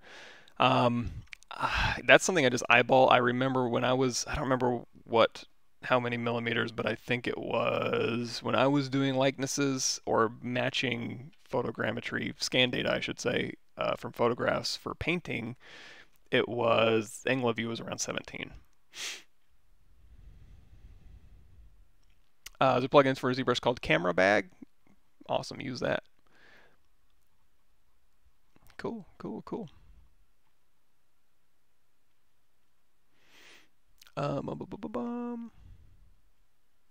Every now and then, Pavlovich channel is not easy to find next or previous. You know what? That might be my fault. So if I go to, hold on. So for some reason, you know what? I just need to clear that out. I need to start over on that. Wait for it.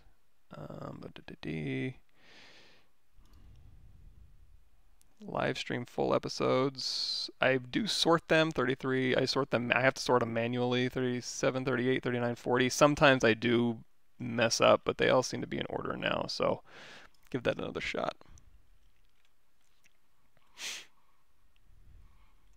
Do you have any way of finding out the FOV from the reference screen caps you get, or are you just estimating? I just estimate, unless you have... Yeah. And also, if you're doing a bunch of photographs from Google, depending on what lenses they use, it's kind of hard to tell.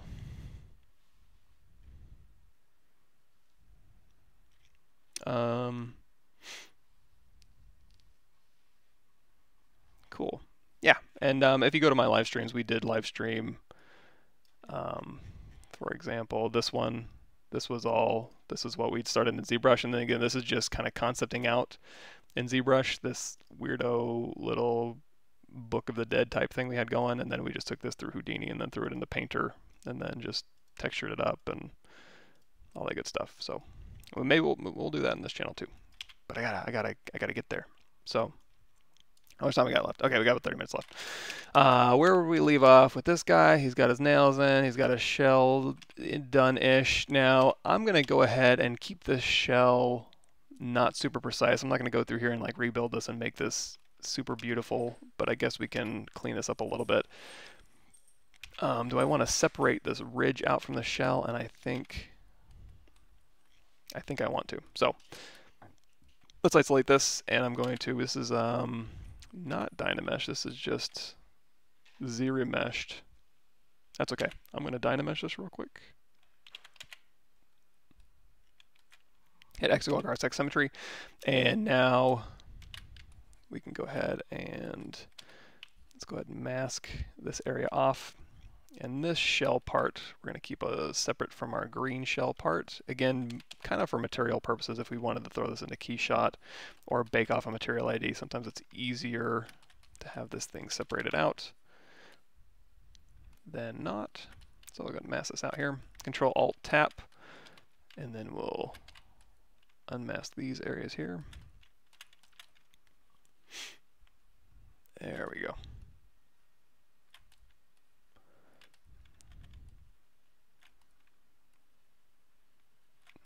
So now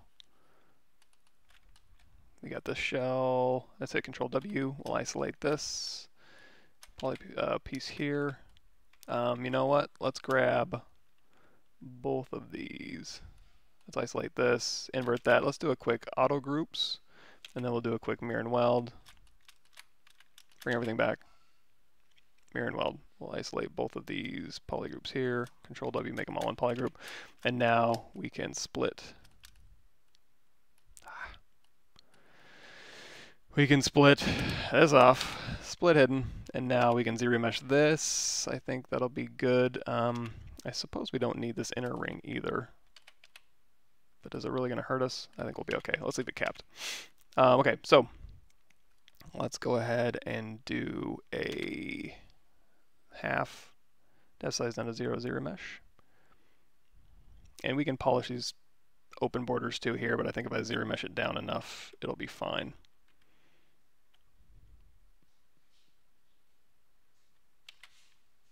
Half.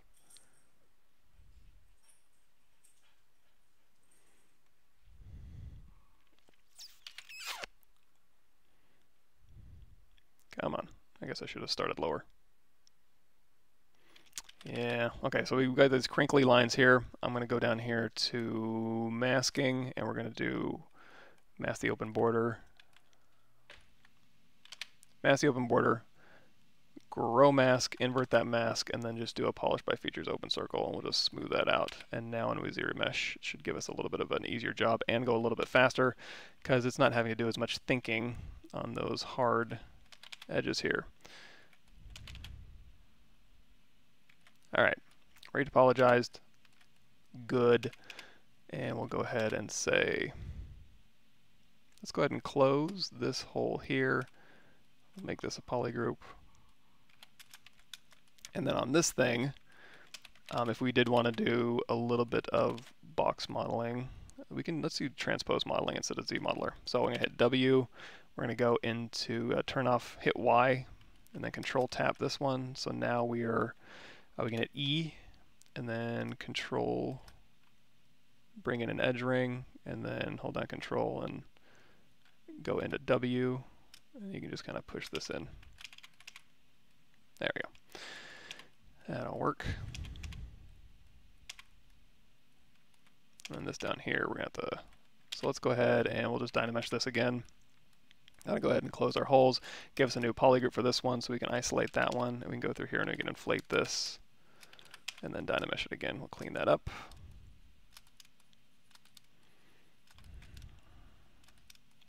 I'm trying to think of a non-boring way to clean this up, and I think we might just leave it dynamesh here and then zero mesh it. I suppose we could make polygroups and have the zero mesher keep these things intact, and we could do panel loops to give us the bumped out parts. You know what, that probably wouldn't be terrible to do. I mean, nothing's really takes that long, but then whenever you start doing like 5-minute processes on live streams, it can get kind of boring real quick. You'd be surprised. Okay. Cool. We all caught up. Yes, I'll be doing more Houdini stuff on my channel. How do you approach making realistic facial features such as wrinkles? Get a good wrinkle brush or alpha stamps. Probably your best bet. I'm trying to think if we did more realistic modeling on another episode of this. Probably not wrinkles.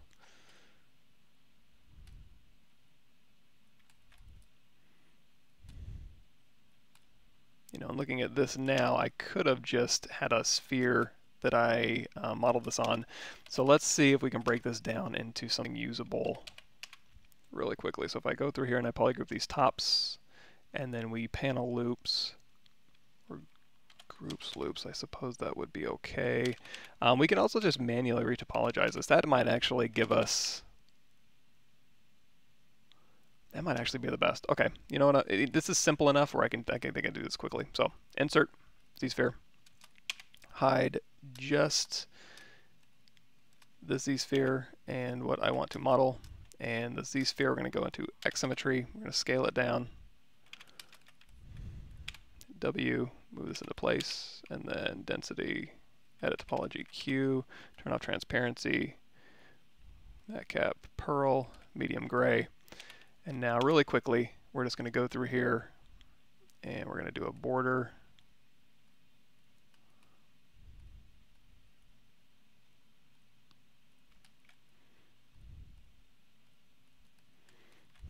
And then in through here. And again, panel loops could have done a little bit more of the heavy lifting for us than what I'm showing now, but we can also just go in here and clean this up. And again, you can just leave this Dynamesh if you want. It's not a big deal. 3, 2, 1. And we'll bump this up and then back down. And then we'll go this way.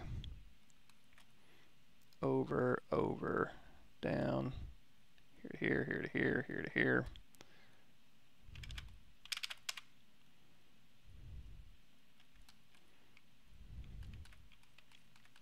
And then we'll go down this way.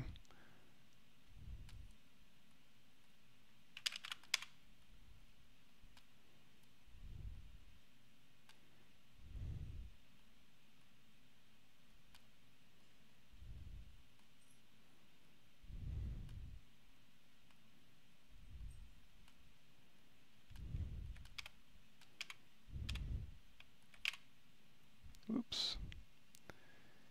Bear with me here. Q, Alt.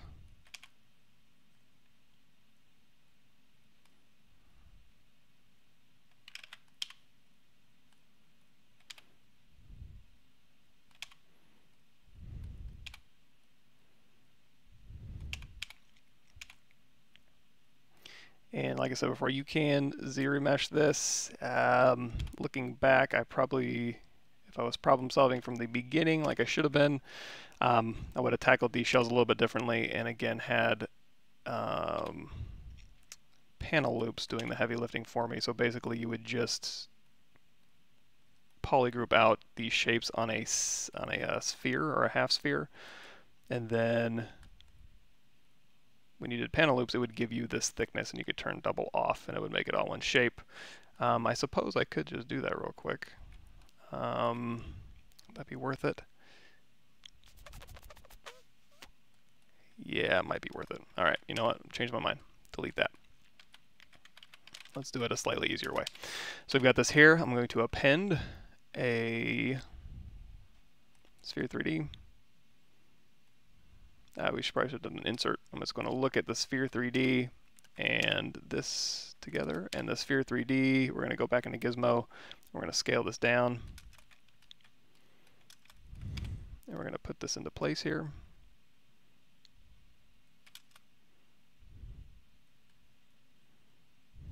I'm going to use this as a reference for making my panel loops here. Turn on X symmetry.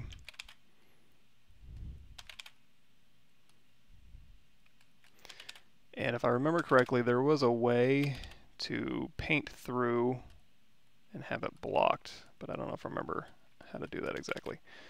But right now we're just going to get the basic shape of this shell, and then we're going to recreate this shell in a way that's a little bit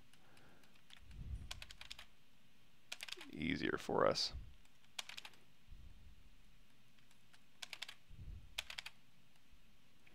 Okay, good enough. So I'm going to turn on transparency. We're going to go back into matcap white color. And then on here, I'm going to go into standard mode, turn on RGB, and we can start painting here. So let's go ahead and do, let's choose a red color here, and turn on ghost. And also, if we want to follow this, let's, before we start doing that, let's hold down Control Shift, go into Slice Curve, and I'm going to slice right where the shell border is. Now we don't even need this back part here. And also what you could do, instead of painting this, is you could just go through and slice. Maybe let's try that. Now this isn't going to slice across an axis, and it could get kind of ugly, but we'll give it a shot. So, and we can just mirror and weld this. So I'm going to take this here, and then this here.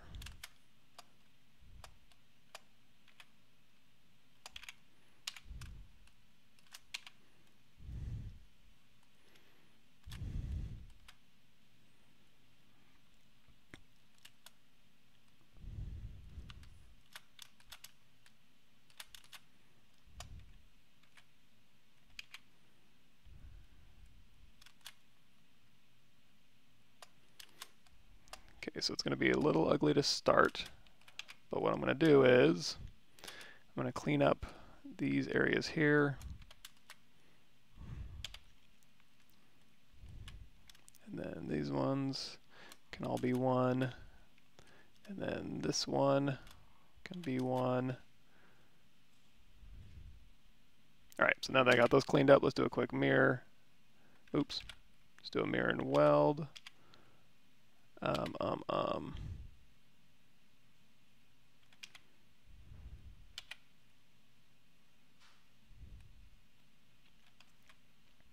Alright, now I can just hide visibility on these ones I like. Oops, let's go ahead and fix this one.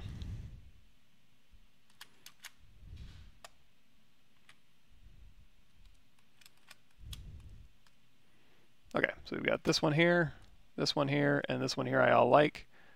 Those are great. Everything else is garbage. Hit Control W, and now we'll just continue slicing. So let's go ahead and slice here, and slice here.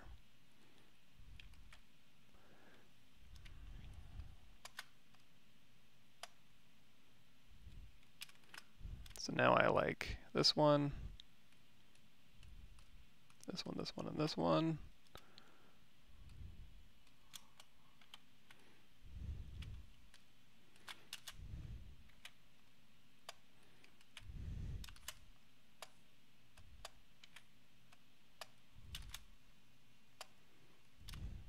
This one and this one.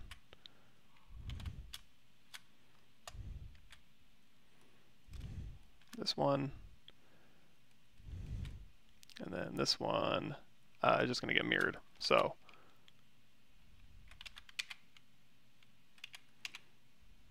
we'll go out of transparency mode, go into solo mode here, and you're going to see we have all of those shapes cut in the way we like. And now we can do possibly, let's try zero mesher, same, adaptive size down, X symmetry turned on. Let's see what that result gets us. Whoa, we need to keep groups, smooth groups down to 0. There we go. So now we have all these shapes here, and we didn't need to do that zero mesher step. You can just do that with whatever geometry you have, but I like to have stuff a little bit cleaner. So what we're going to do is we're going to bridge 2 points, and we're going to clean this up and this up. And again, just like we did before, you can go through here, hold down Alt to start painting, tap Shift to inherit that polygroup. Same thing for up here. Clean those up. Those corners don't match up as well as I like, and it does get a little bit iffy over here. And let's go ahead and say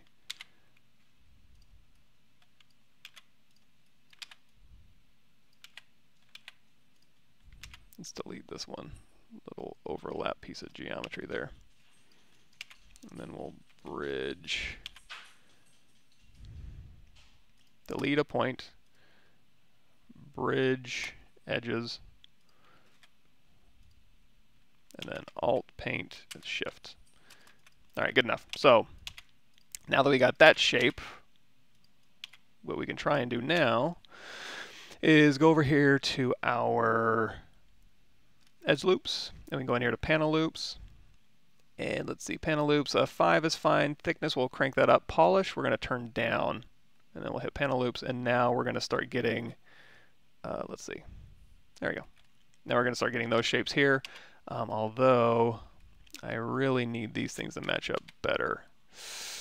Let me see if I can't collapse this edge down. All right, and keeping an eyeball over here as well. Let's go ahead and I'm going to smooth this out. It's having a hard time with these shapes. I'm going to zero mesh this again, but I'm going to keep it the same resolution. Any other tricky ones? Let's go ahead and do a split edge here, and then again, Alt Paint, Shift.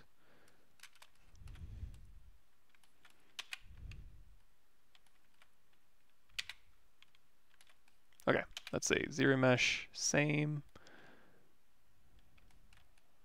Yeah, that'll work a little bit better. Actually, before I did that, let's move this down a little bit more.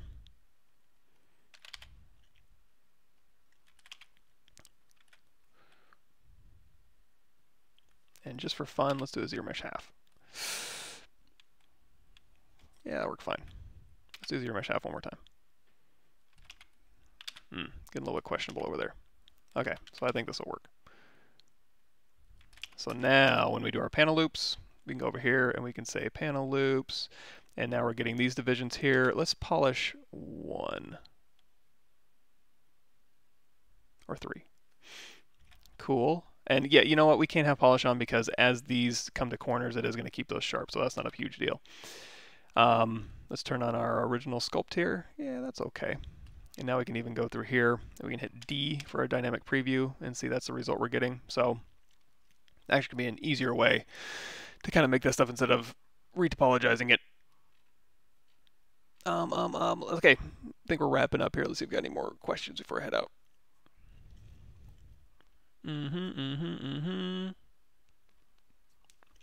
I could have completed the retopo at this point, had a cleaner low poly version. Maybe.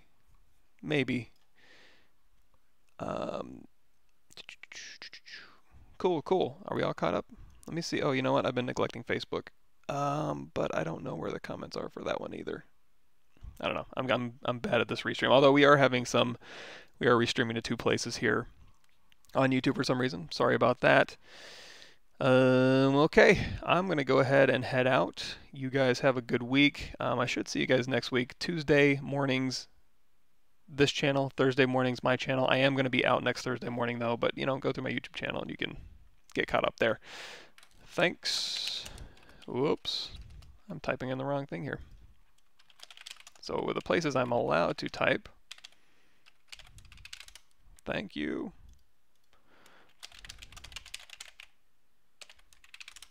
And you guys too. Oh, I guess you are getting that one. Maybe I'm on the wrong chat. No, that's the right chat. Cool. Thanks, everybody. I will see you next week, I think, and have